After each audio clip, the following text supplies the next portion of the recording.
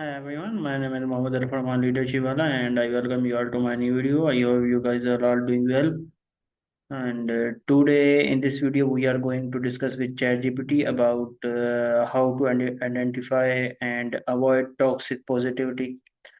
And I hope you guys like the session. We are going to start. I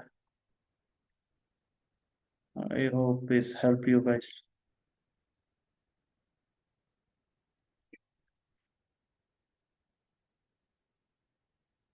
Hi mate, how are you? Oh, sorry, I forget.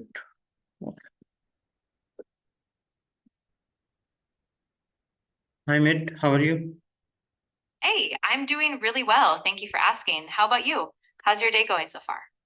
Well, everything is going fine, and I am doing also all right. Today, we are going to discuss with you about how to identify and avoid toxic positivity. Are you ready for this session? Absolutely. I'm ready. That's a super important topic. I think it's something a lot of people experience without even realizing it.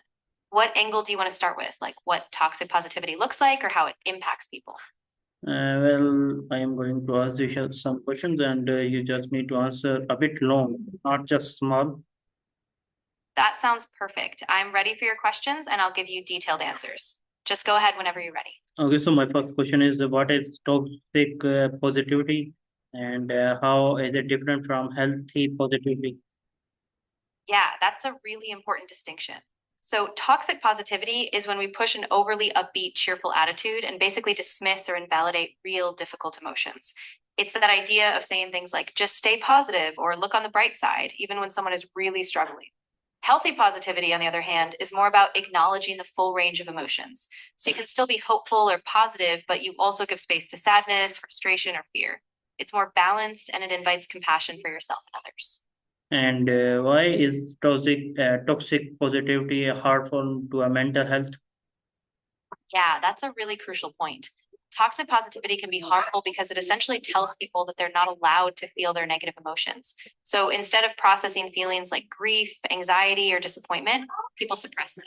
And over time, that can lead to increased stress, feelings of isolation, or even a sense of shame because they feel like they're failing at being positive. So it actually stops them from reaching out for real support or working through some tough feelings in a healthy way. And what are some common examples of toxic positivity in everyday? Yeah, definitely. So, some common examples would be things like when someone says everything happens for a reason right after a major trauma, or when people brush off someone's sadness by saying, just be happy, it could be worse. Another common one is when we see a social media post that says good vibes only, which can make people feel guilty if they're having a tough time. All of these examples kind of dismiss real struggles in favor of a simple forced optimism. And what are some, sorry, it's It so looks like how can we recognize toxic positivity in ourselves? That's a great question. I think one of the key things is to pay attention to how you feel when you respond to situations. If you notice yourself downplaying your own or others' challenges or jumping too quickly to a look on the bright side kind of mindset, that's a sign. Another way is to check if you're avoiding talking about difficulties or dismissing them in yourself or others. And what are the signs that someone is using toxic positivity towards others? Yeah, absolutely. So some signs would be things like repeatedly telling someone just stay positive or look on the bright side, even when they're expressing real pain. Another sign is when someone feels guilty or isolated because they don't feel able to share their struggles. You might also see dismissive comments like, don't worry, it'll all work out, right when someone is just trying to be heard. So it's really about not allowing space for their genuine feelings. And how does toxic positivity affect mental well-being? Yeah, so it really affects mental well being in a few ways. First, it can make people feel isolated because they might believe they're the only ones struggling, especially if everyone around them is always positive. It can also prevent them from processing their emotions, which is really important for healing. Over time, this can lead to increased stress, anxiety, or even depression because they don't feel safe being authentic about how they really feel. And can toxic positivity lead to uh, spread Yeah, emotional? If it does, then how? exactly. It can create this sort of ripple effect. If one person is constantly trying to force positivity, others around them might feel pressured to do the same, even if they're struggling. That can create a kind of emotional disconnection or a false sense of how people are really doing. And as a result, it can prevent real deep conversations and real support from performing, which people really need. And what are the long-term effects of ignoring negative emotions?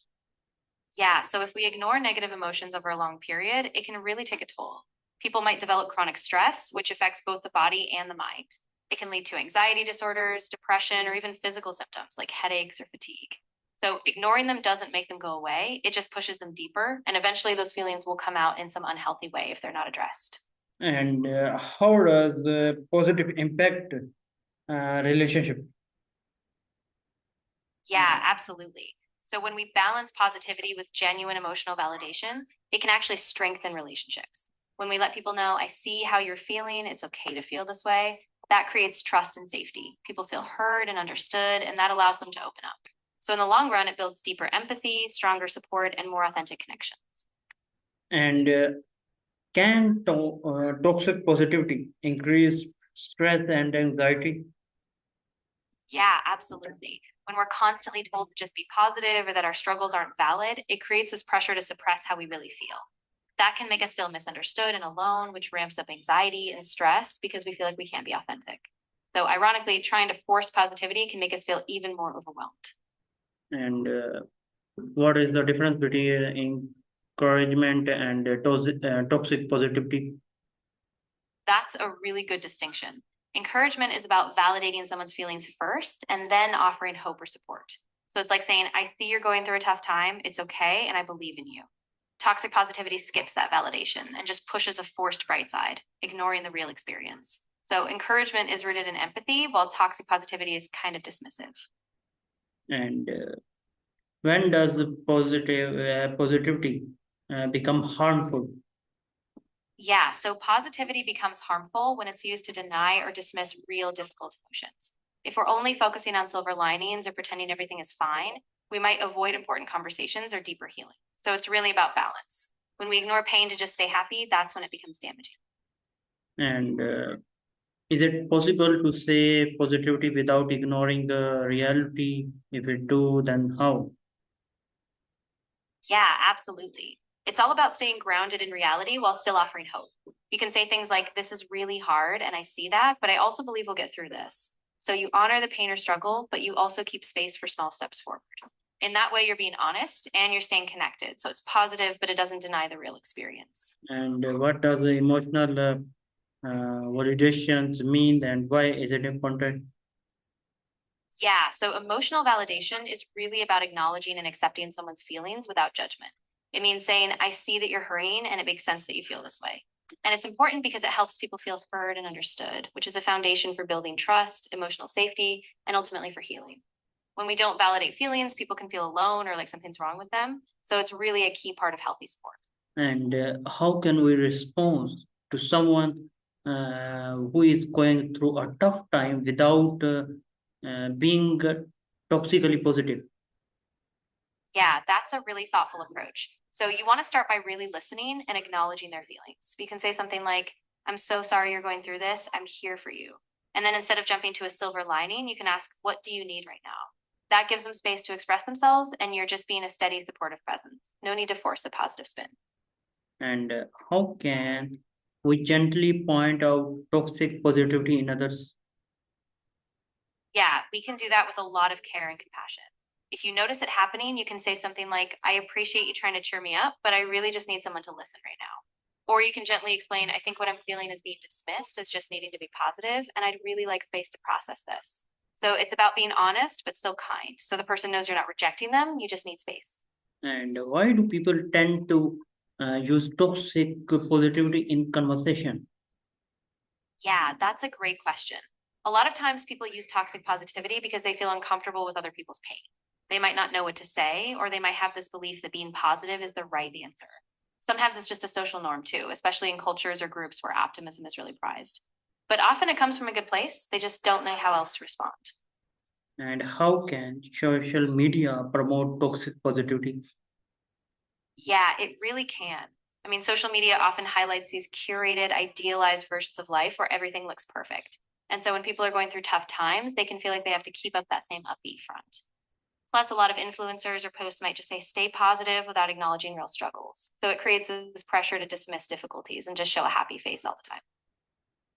Thanks, mate, and it's very helpful for me, for others to understand this topic because it was a very interesting and important topic for everyone to know. And I hope I'm you guys really also like the session because we conversate with the chat GPT and it's give us the very important parts of it. Yeah, Uh, exactly. I'm really glad it helped. And I think having these conversations is so valuable. If you ever want to dive deeper or talk about other mental health topics, I'm here for that. Thanks again. That's it from my side. I hope you guys like the session because it may be happening with you or maybe a different person which you also know. So please help those guys. Uh, Absolutely. Yeah, I'm really glad you brought that up. If anyone else you know is going through something similar, it's so important to be there for them, to listen, and just be that supportive presence. So I really hope you can. And if you need any more guidance, I'm here for you. Thanks again. That's it from my side. I hope you guys like the session. Allah Hafiz. Stay at home and safe.